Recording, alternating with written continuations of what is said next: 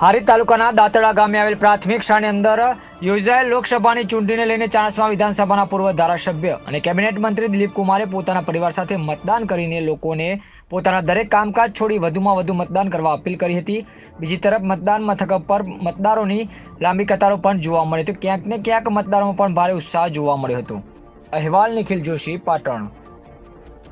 ગુજરાત રાજ્યની અંદર આજે 25 લોકસભાની બેઠકો પર વહેલી સવારથી જ મતદાન યોજાઈ રહ્યું છે। ત્યારે પાટણ જિલ્લામાં પણ શાંતિપૂર્ણ રીતે મતદાન યોજાયું છે। ત્યારે હારીજ તાલુકાની અંદર દાંતડા પ્રાથમિક શાળામાં પૂર્વ ચાણસ્મા વિધાનસભાના પૂર્વ ધારાસભ્ય તેમજ સરકારના પૂર્વ કેબિનેટ મંત્રી દિલીપ કુમાર ઠાકોરે પણ આજે વહેલી સવારે પરિવાર સાથે મતદાન કર્યું હતું। તેમની સાથે વાતચીત કરીશું। સાહેબ, આજે જે મતદાન કર્યું વહેલી સવારે આપણે આજે 7મી મે એટલે આપણા સૌના માટે એક લોકશાહીના પર્વનો ઉત્સવ આપણે સૌ મનાવીએ છીએ અને 7મી મેના દિવસે મતદાન કરીને આ દેશનું ભાવિ નક્કી કરવા માટેનો દિવસ। આજે અમારા ગામની અંદર મેં મારો મત આપીને મતાધિકારનો ઉપયોગ કર્યો છે।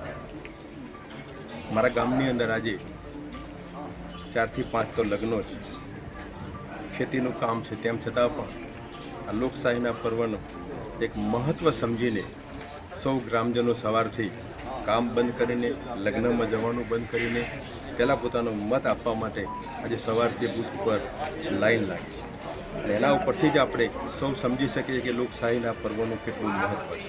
હું સમગ્ર પાટણ જિલ્લાની પ્રજાને, ભાઈઓ બહેનોને વિનંતી કરું કે તમારા મતનો પૂરેપૂરો ઉપયોગ કરજો, પૂરેપૂરું મતદાન કરજો અને લોકશાહીના પર્વની અંદર સૌ ઉમળકાભેર ભાગ લઈને આ દેશનું ભાવિ નક્કી કરવામાં આગળ વધો એવી મારી સૌને વિનંતી।